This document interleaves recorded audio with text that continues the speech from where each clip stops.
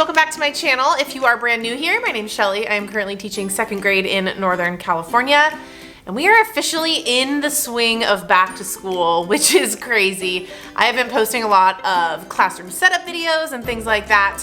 This is also the time when we are fine-tuning and trying to dial in all of our procedures and routines. So, if you can tell by the title of the video, today we are going to be talking all about how I run my ELA block and specifically my ELA centers. This is my most requested video at this point in time, so we're just gonna jump right in.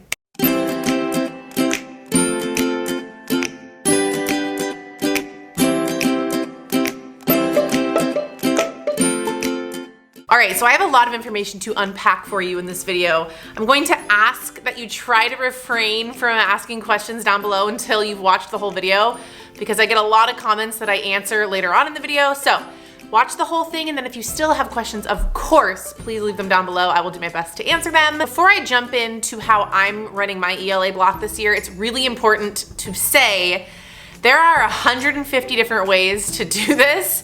This is just how I am personally going to be doing it this year. If you hear how I run them and you think I'm insane, more power to you. If you want to take bits and pieces, great. How I'm going to be running my centers this year, I actually took 100% from my team teacher. She's been teaching for like 25 years and she has gone through trial and error, and she feels like this is the most successful way in 2nd grade for her, and her and I are very similar.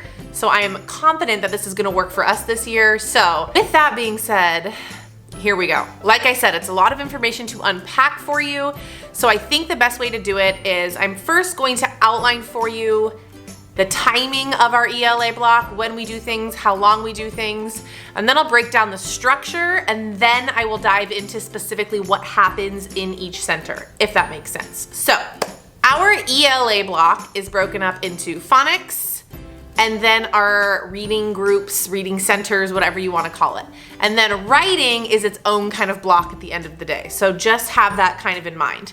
So for us, we have about 15 to 20 minutes of dedicated phonics time in 2nd grade. So in my classroom, they go out to recess. When they come back in, we do, boom, our 15, 20 minutes direct phonics instruction. And that's exactly what it sounds like. From the phonics instruction, the kids will enter into reading groups. I will try to link as many visuals as I possibly can for you, because it's a little bit hard to wrap your head around how all the moving parts fit together, but once it clicks, it's magic. So we do 3 rotations, 4 days a week. So for example, this year we're gonna be having reading groups Monday, Tuesday, Wednesday, Thursday. Friday we do something totally different, which I'll chat about at the end.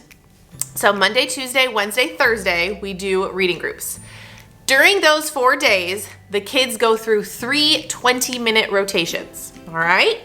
Now, there are a total of 6 different centers, which means they will do 3 centers on 2 days and 3 centers on the other 2 days. So for example, maybe on Monday, Wednesday, they do the first 3, and then Tuesday, Thursday, they do the other 3 centers. So essentially, each kid hits each center twice a week. So that being said, I have 5 different reading groups, and this is different than how I've done it in the past because my reading groups are heterogeneous. That means I'm not grouping kids by reading ability. The reason that I'm grouping them heterogeneously is because when they are out doing all of the centers, all of the activities, it's really important to have some of the high, middle, and low kids mixed in. So if kids need help, the stronger academic kids can support. And I think that model is going to be really, really helpful for us. And I know you're thinking, oh, but small group. Hold tight, I'll get there. Okay, so we have 5 different groups of students, and they are going through 6 different centers throughout the week, 20 minutes long. Also built into our ELA block is a shared reading time. And our shared reading chunk is about 15 to 20 minutes, and this is a direct reading lesson. This is also something that I struggled with my first couple years of teaching, because I'm thinking, when am I gonna teach the reading curriculum? When am I gonna teach those skills? So this built-in shared reading time is for that. Sometimes it's just a read aloud and we chart. Sometimes it's a teacher think aloud. Sometimes it's the curriculum. It's kind of whatever you need for your reading instruction. So how I run it is I will do 2 rotations and then we stop, we take a break, we come to the carpet, we do our 15 to 20 minute shared reading lesson, and then we go back for our final rotation. That's just how I think it's gonna work the best in our classroom, but if this is the model you wanna use, you tweak it for however you need it. Okay, so that is kind of the basic structure of how our ELA centers are going to work. Now, before I talk about the 6 different centers, this is the key, and I think this is what's going to totally transform my ELA centers this year. Meeting with the teacher, guided reading, is not a designated center. I know. It is not one of the 6 centers that the kids go to every single day. So there are a couple of reasons for this. First and foremost, when Meet the Teacher was plugged in for me every single day, that meant that I had to be super planned, super prepped ahead of time, and I didn't really know exactly what the kids needed in that moment. So when you remove that from the actual scheduled ELA centers, it gives you a lot more freedom. Number 2, this model also really makes it so the kids can run the centers themselves. So let's say I have to stay home with a sick baby, I need a last minute sub. I'm not frantically running around trying to plan something for the sub to do during guided reading time. The kids can go through their 6 centers. If the sub wants to pull a small group, they can, but that could be something that is left out if need be for that day. Again, it just makes the planning part so much easier. And then number 3, just overall flexibility. Because during our reading centers, like I said, there are 3 rotations. I am only pulling groups for 2 of those rotations. So I will have 2 20-minute small groups. That other 20 minutes for me is like a flex time. It is whatever I need for the day. Maybe it is pulling another small group, but maybe it's prepping or planning or doing anything else that I need to do throughout the day. It just allows for more flexibility, and it's not as rigid as, okay, I have to meet with these 3 groups, we only have 20 minutes. It just gives us a little bit of breathing room. Now, you're probably thinking, well, how are you gonna pull groups if they're not all the same reading level? So the beautiful thing about not having Meet the Teacher embedded in the centers is that as the kids are working, I am pulling kids out of their groups. So I know, or I have a list of my actual like guided reading groups, the kids who are at the same level.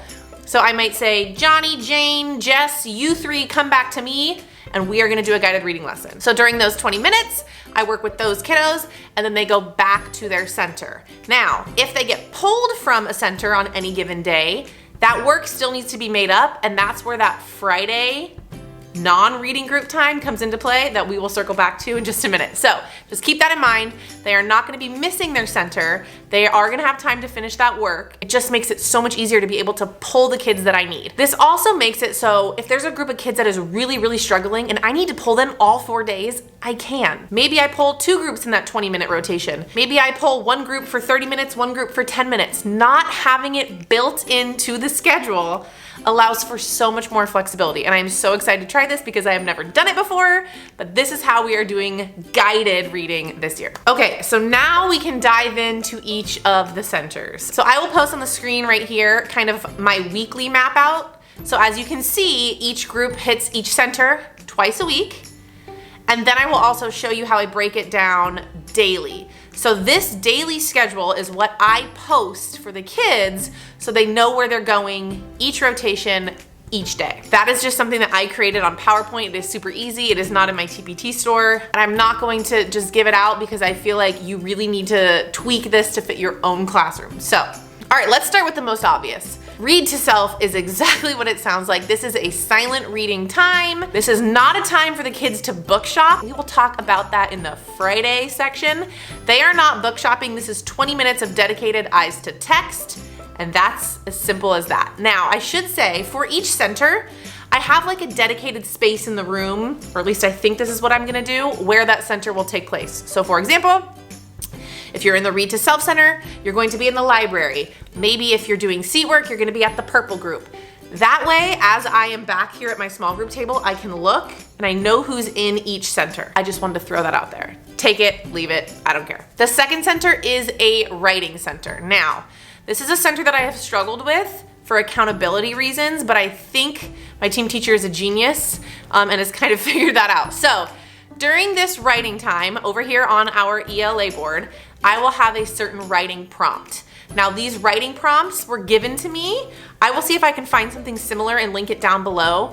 But essentially you choose a writing prompt for the day, it goes up on the board, The kids look at the prompt and then they write, and they have to write for the full 20 minutes. Now the issue with this is some kids just sit there and don't write. So what I plan on doing is at the end of a rotation where kids are writing, they quickly come back to me, they hold up their notebooks, and I am just going to scan. If I feel like they wrote a sufficient amount for their ability in that time frame, they earn a sticker, which is our individual incentive program. If I don't think they did, they might need to stay and write for 2 minutes at recess. And if they didn't write anything, there will be a natural consequence. You're gonna have to do that writing during another fun part of our day or something along those lines. But it's just a really quick, easy way to check in. The kids know they're being held accountable. You don't have to collect writing notebooks all the time. I just think that that's a really easy way, like I said, to keep them accountable. Read to self, writing, and then the third center is technology, which is exactly what it sounds like. This is great because you can plug in whatever you need, whatever your site or district uses. For us, most of the time it's going to be Lexia. Lexia Core 5 is an amazing program. It's our district purchases, but sometimes it might be Kids A to Z, which is a reading comprehension program that we use. Maybe it's typing. Again, whatever technology that you guys are using, whatever apps work for you, you can plug in here. But 2 times a week, the kids are getting on a computer and they're doing some sort of technology with reading. I left these last 3 for the end because they take a little bit more description. So let's start with word work. So each week, our second graders have a set of spelling words. They have a spelling pattern group of words, and then they have a group of high frequency words. So I'm gonna step out of centers for just 1 minute because it's important to kind of give you a backstory. On Fridays, during our phonics time, what the second graders do is they take out their word work notebook and they glue all of their spelling words in for that week that we've been practicing with all week long. And then they get their new spelling words. This is when I teach the new spelling pattern for the following week. They cut out their words and we do a couple of sorts. Then they go into a plastic baggie and over here to our word work pocket chart. This is where the kids store their spelling words. This is mostly just because I don't want them lost and there is one place for them to access them. So this pocket chart is where those words are going to be for the word work center during reading groups. So coming back to centers, if the students have word work for this particular rotation, they're going to stand up, walk over to their student number, get their spelling words, and have a seat. They are going to use these spelling words for a word work activity that I have selected for the day. Over here on our reading group center chart, I will have posted an example of the activity that I want them to complete. Now this can be really whatever you want. But maybe it's rainbow writing all of your spelling words. Maybe it's ghost writing where they write with a white crayon and then they color over it. Maybe it's sentence writing. Any kind of word work practice where they're practicing writing their spelling words is going to take place during this center.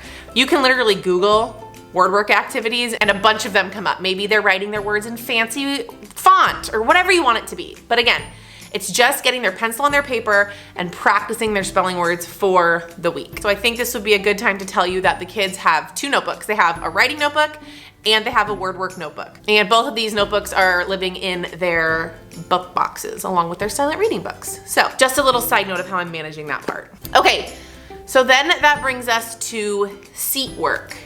Now, this is the one center that I'm a little bit apprehensive about and I think I might tweak as the years go on, only because I'm not a huge fan of worksheets for several reasons. However, because this is the first year I'm rolling it out this way and I'm gonna have a long-term sub the beginning of the year, I think the way I'm going to explain it to you is going to work really well for us this year. So we use benchmark curriculum here in my district, and with each week of spelling words, we are provided with phonics pages. These are pages where the kids practice their spelling words.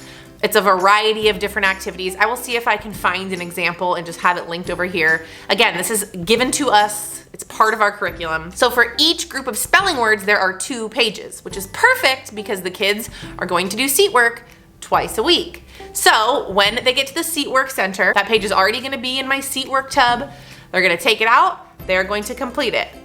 That's it. It is as simple as that. If they finish that early, you get to decide whatever you want them to do. Maybe they're reading a book.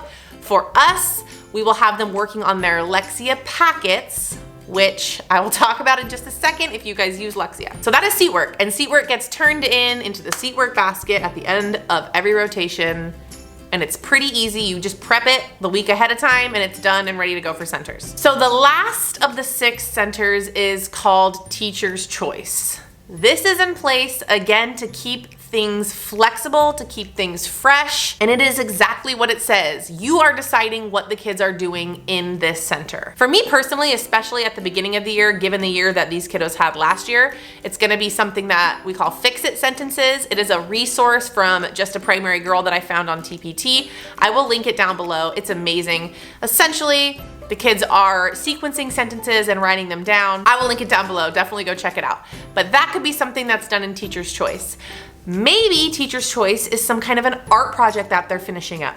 Maybe it's some kind of a grammar game. Maybe it is some kind of a reading comprehension. I mean, the list goes on and on. You could truly do whatever you want to do in this section of the reading centers. So I love that it's in place, like I said, for the flexibility of it all. So those are the 6 centers that we are running in 2nd grade. There are a couple of things I said I was going to come back and touch on that I want to touch on really quickly. Lexia packets. Some of you have heard me talk about these and you're interested in knowing what exactly they are. So if you use Lexia, after the kids complete a level, you can actually go into the program and print a packet, a paper packet of extra practice from that level. So for example, let's say Johnny finishes level 7 on the computer. What we do is then we say, great, here's your certificate, you get stickers, we celebrate you. You get to move on to level 8. On the computer. However, while you are practicing level 8 on the computer, you are continuing to practice level 7 in your Lexia packet. It is a paper packet. The reason for this is pencil on paper and also reinforcing those skills that were just practiced in the previous level. We don't have like a designated section in our centers for Lexia packets. This is more something that the kids are doing if they finish early and things like that. So that's what I mean when I refer to Lexia packets. Okay, so then that brings us to Fridays. We do not do reading groups on Fridays. What we do on Fridays instead during this hour block is what we call a 20-20-20. We are still doing 3 20-minute rotations. However, they aren't ELA specific. So on Fridays, all of the kids get to all 3 of these centers. So the first center is a finish up center. So when the kids were pulled from their reading centers for small group, this is a built-in time where they need to go back and finish whatever they did not get done during those centers that they were pulled from. Or maybe it's a math assignment or a math test or something in the week that they did not get to finish. This 20-minute block is built in to get that done. The second 20-minute block is a book shopping block. This is when the kids go over to the library. If they have finished a book, they put it back, they get a new book, and once they're done book shopping, they are reading. I love this because for every year that I've taught during silent reading, there's always those 3 kids that hang out in the library and are constantly looking through books because they don't want to read. This totally eliminates that. I'm sorry, you had your book shopping opportunity on Friday, you read whatever is in your book bin. So we're building in a 20-minute chunk for book shopping, which I think is great. And then that last 20 minutes is small group time for me. This is when I get to pull groups for any subject, for any reason, for whatever I need. Maybe it's a social studies thing. Maybe it's an art project that we're doing. Maybe it is extra math practice. Maybe it's reteaching. It could be anything that you want. Again, this allows for you to be more flexible and for you to figure out what your kids need and have that time built into your day to give it to them. I just think it's genius, and I thank my team teachers so much because I feel like this was the answer that I needed, but I just didn't have enough experience and failure, to be honest, to figure it out. So that's what I mean by Friday centers. We don't do reading groups. Instead, we do this 20-20-20 model. You can plug in whatever your kids' classroom site needs. Okay, now I'm just sitting here trying to think and make sure that I've given you all of the information in terms of reading groups. I think that I have. If you have any other specific questions that I didn't mention, please leave them down below. Before we go though, I'm gonna quickly touch on writing because that is an ELA subject. A chunk of our afternoon is dedicated specifically to writing/grammar. We don't really love our prescribed curriculum for writing, so we use something that we found on Teachers Pay Teachers. I will link it down below for writing. I love it because the lessons are like literally written out for you. It's a lot more interactive. The kids enjoy it more. So during our writing block is also when we will explicitly teach whatever the grammar focus is for the week. But then you can plug in your grammar focus to your teacher's choice or something like that in your reading groups throughout the week. So that is when we fit writing in. Also, as the year progresses, when I pull small groups, guided reading is also going to become a lot of guided writing. But again, you have so many flexible times in your small group day that you could really do guided writing whenever you want. So I did just want to hit on writing because I knew I was going to get questions about it. I think I have covered it all. Like I said, if there is something that you think I missed or you need to know, please leave it down below. Also, if there's something that you do during your ELA block that you love, please share it down below so we can learn from each other. That is why I love you guys so much and I love this community, because I'm constantly reading your comments and going, oh my God, genius. So make sure you leave your favorite things down below. If you enjoyed this video, please make sure to give it a thumbs up. I really hope that you found this helpful. I'm going to be doing a very, very similar video for how I run my math centers. So if you're not subscribed, go down below, make sure you're subscribed so you don't miss those videos. But other than that, I think I covered it all. I love you guys so much and I will see you in the next video. Bye.